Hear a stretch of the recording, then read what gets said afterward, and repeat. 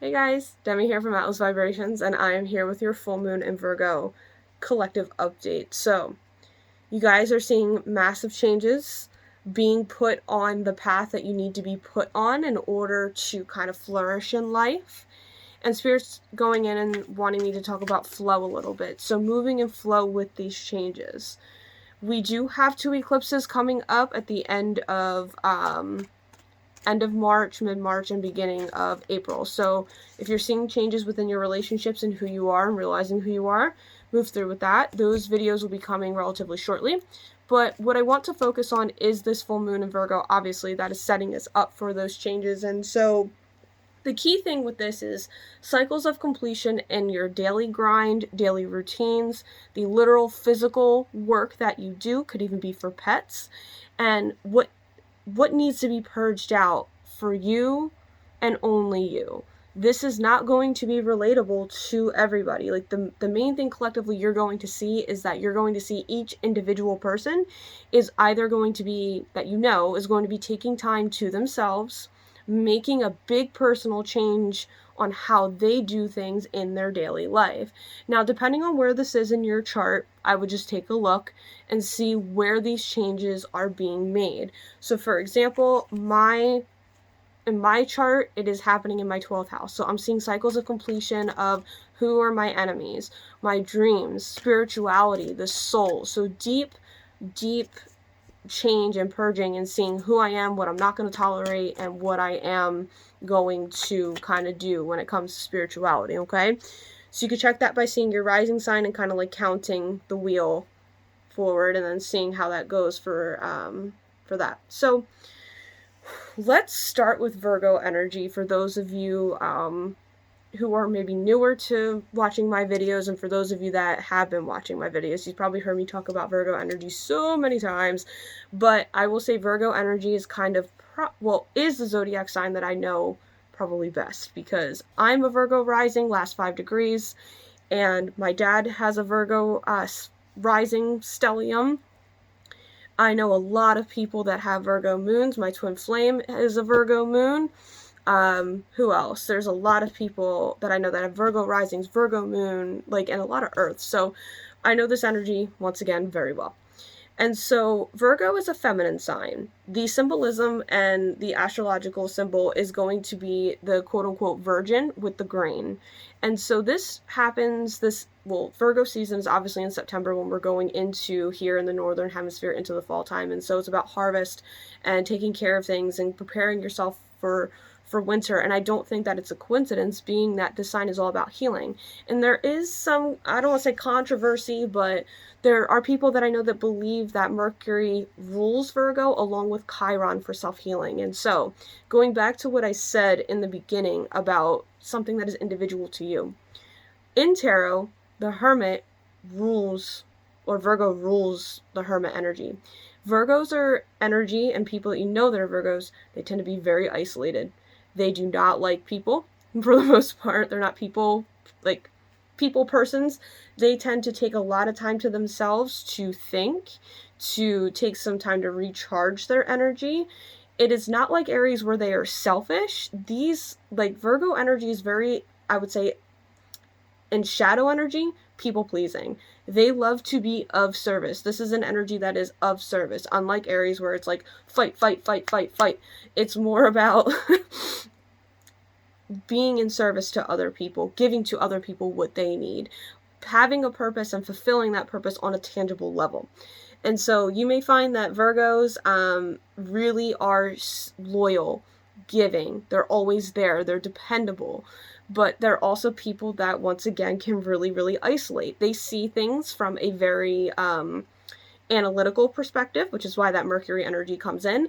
And they're also people that really like to dive deep into seeing this finer and small details, versus somebody you know that may have a Sagittarius energy. I have a Sagittarius moon, so somebody who is more freedom loving, doesn't like to be tied down, isn't about commitment, somebody that sees things on a bigger picture, where Virgo is going to see it more on the smaller details, the smaller things.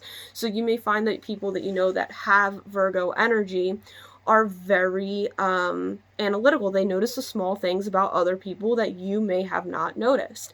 And I've had many people say it to me. They're like, how do you know that? How did you know, or how did you see like that small thing? I'm like, well, didn't you see how this person talked about before? Didn't you see how they were dressed, like the way that they dressed and how they dressed, and small things like that. So that is Virgo energy. And so what this sign rules is, once again, your daily routines, your daily grind, your daily habits, the literal work that you do, your coworkers, your pets, and I'm also going to say your mental health, because this is all about, too, the nervous system. And so you are seeing cycles of completion about the work that you do physically. So it could be from getting up to how you get up to go to work, to what you do in your daily routine, to brushing your teeth, to how you do your makeup, or how you physically like do things tangible, think about it, work, earth sign, in your daily life. And so you may be seeing also changes in your mental health, seeing where you need to take care of your mental health, where you're not taking care of yourself enough. This is also about health. So how are you taking care of yourself? Are you eating the right foods? Are you taking care of your body the way that you're supposed to?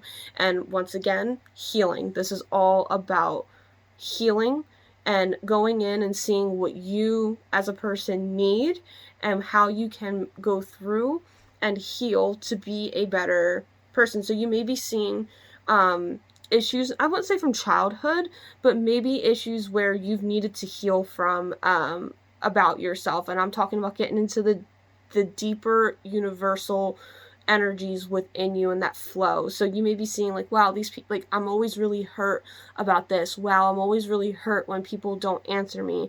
Oh, I'm really always like kind of hurt and seeing that I'm always doing things for other people, but I don't get the same back. And so once again, cycles of completion and all of these things that need to be purged out for you and only you.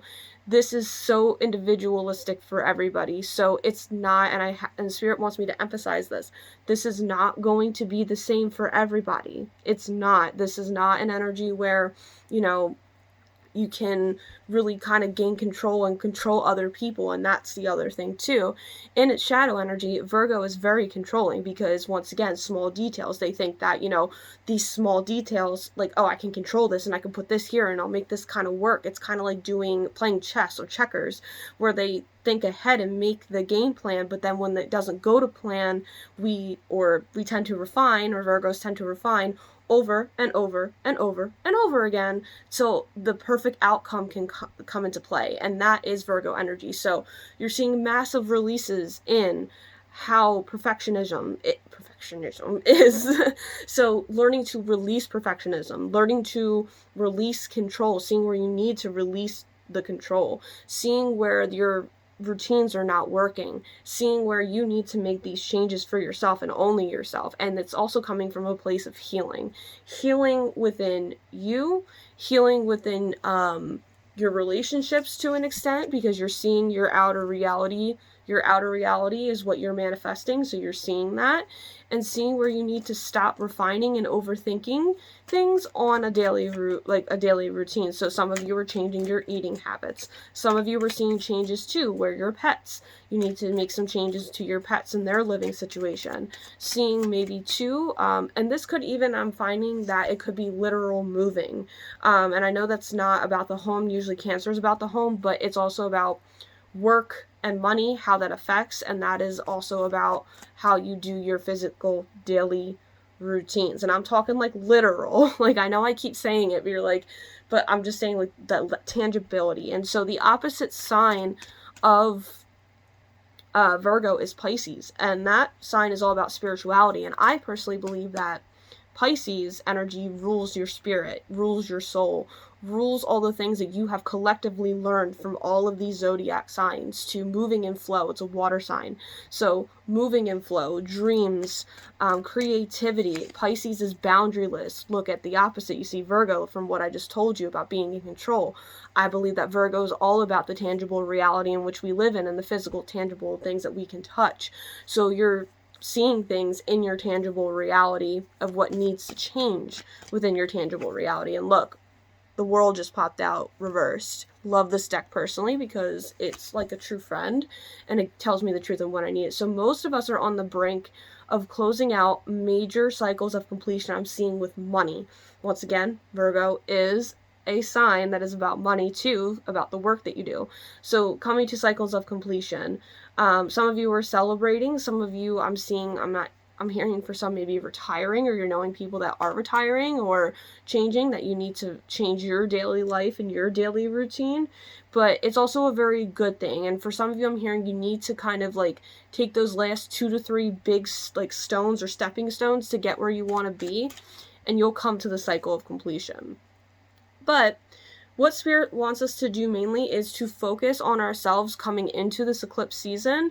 And that was from the Syrian Starseed Council. And the Syrian Starseed Council is all about unconditional love. And so that means that we need to share and encompass compassion, unconditional love for everybody else that is kind of going through the same thing, but in their own different and unique way. This is a great time to shift things out and focus on what we need. And I think that is, they're saying, the key ending to this. And I think that a lot of us were asking, because even as I was like channeling this through, I was like, that was actually a really great solution to everything. What is it that you need, so you can kind of figure out where you can go from there. And once again, a time to take care of yourself. So seeing what needs best for you to take care of yourself, then to kind of change it in your outer reality and make it work and change those tangible things.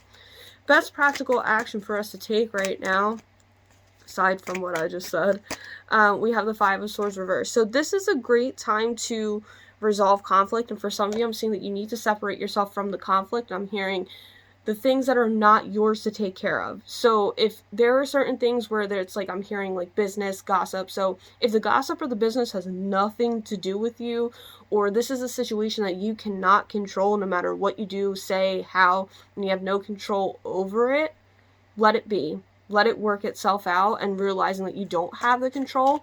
For some of you that you need to make amends, there might have been a third-party situation. I'm hearing, I don't know why I'm hearing drugs, but there may have been something to do with that. And seeing, for some, I'm hearing that you need confirmation for that. But also releasing that conflict, not diving into conflict, and kind of moving forward here. Spirit's last advice to help us move through this full moon is going to be the Two of Wands reversed, okay? Some of us are really scared because for some of us, we may feel like we have blockages within our home life, blockages or doors that you're trying to get through that you physically can't get through because you're feeling blocked. I'm hearing it's not the right time, but also your key thing that you need to understand is you need to be able to move through your comfort zone and do a little bit more planning and a little bit more planning and initiating. So if you're seeing a blocked door for some of you, that is key to help you kind of move forward into your goal, okay? So I hope that this resonated with you guys, and until next time, namaste.